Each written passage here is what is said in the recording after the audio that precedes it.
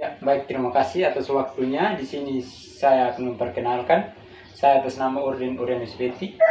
Saya akan membawakan suatu materi mengenai materi pembelajaran kontekstual. Di sini saya akan menjelaskan pada bagian pertama konsep dasar. Konsep dasar dari pembelajaran kontekstual merupakan suatu model pembelajaran yang memberikan fasilitas kegiatan belajar siswa untuk mencari, mengelola, dan mengemukakan pengetahuan.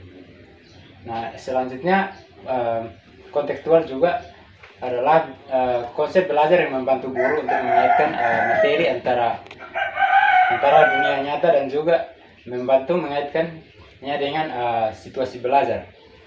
Nah, di sini yang dimaksud dengan memberikan fasilitas bukan sebagai contoh, salah satunya bukan gedung atau alat-alat yang digunakan untuk belajar, tetapi sebagai alat yang digunakan oleh guru untuk mengembangkan pengetahuan seorang siswa. Selanjutnya, pada bagian kedua itu sintaks atau langkah-langkah dari model pembelajaran kontekstual. Nah, yang pertama itu tahap invitasi. Di situ siswa didorong agar mengemukakan pengetahuan awalnya tentang konsep yang dibahas. Nah, di sini contohnya guru akan memberikan satu pertanyaan kepada siswa. Contoh pada materi biologi, guru bisa memberikan materi tentang contohnya indera pada manusia. Nah, di situ guru akan memberikan pertanyaan mengenai apa itu pengertian dari sistem indera. Itu tahap yang invitasi. Selanjutnya tahap kedua, tahap eksplorasi.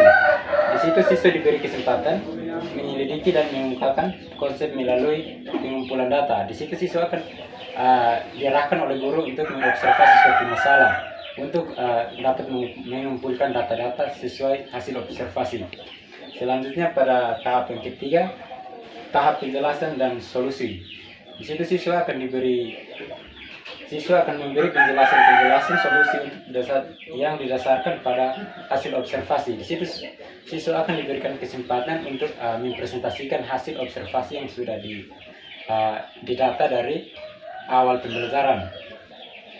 Yang selanjutnya tahap pengambilan tindakan. Di situ siswa akan mengambil tindakan atau memutuskan suatu permasalahan dari permasalahan awal yang guru berikan kepada seorang siswa.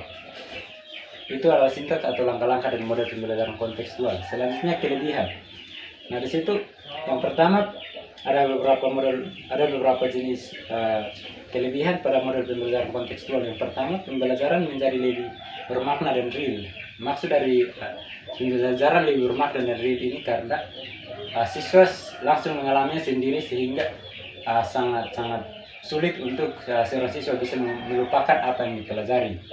Yang kedua itu model pembelajaran lebih produktif dan mampu menumbuhkan pengetahuan konsep kepada siswa.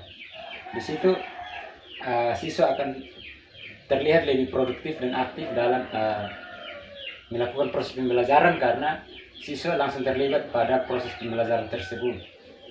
Yang kelebihan pada yang model pembelajaran kontekstual ini, yang ketiga adalah model pembelajaran yang pada aktivitas siswa secara penuh dan baik fisik maupun mental. Nah, di situ siswa akan menguji mentalnya karena ia langsung mempresentasikan hasil observasinya, sehingga betul-betul teruji mentalnya. Yang selanjutnya, kelebihan yang terakhir itu penerapan pembelajaran kontekstual dapat menciptakan pembelajaran yang bermakna. Itu hampir sama dengan kelebihan pada bagian yang pertama. Selanjutnya, kelemahan pada model pembelajaran kontekstual. Yang pertama itu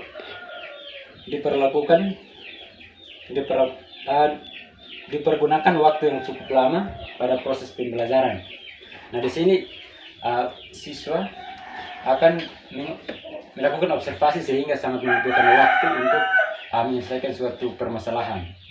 Yang kedua, jika guru tidak mengendalikan kelas, maka situasi kelas tidak akan kondusif. Karena di situ siswa akan terbagi dalam beberapa kelompok, sehingga jika seorang guru tidak mengendalikan atau mengontrol secara penuh, maka situasi kelas itu tidak akan tenang. Selanjutnya kelebihan pada bagian yang ketiga itu guru memerlukan perlatihan dan bimbingan yang ekstra terhadap siswa. Nah, di sini guru membutuhkan bimbingan secara penuh kepada siswa untuk bisa dapat menghasilkan suatu pengetahuan. Itu adalah kelemahan dari model pembelajaran kontekstual. Selanjutnya pada bagian kelima itu hasil penelitian yang relevan.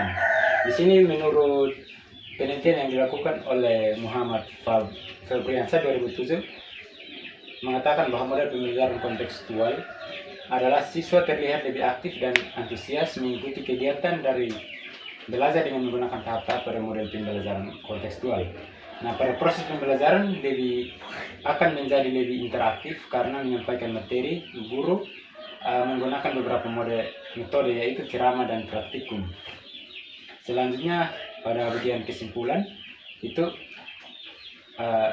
dapat disimpulkan bahwa model pembelajaran kontekstual dapat meningkatkan hasil belajar karena pembelajaran ini lebih memfokuskan pada pemahaman serta kehidupan sehari-hari siswa, bukan sekedar hanya menghafal tetapi langsung mengalaminya sendiri sehingga dengan pembelajaran ini siswa diharapkan dapat berpikir kritis dan menciptakan sesuatu yang bermanfaat bagi dirinya sendiri. Ya, baik, mungkin itu saja yang bisa dapat saya sampaikan pada materi mengenai model pembelajaran kontekstual ini. Saya atas nama Urin Beki, sekian dan terima kasih.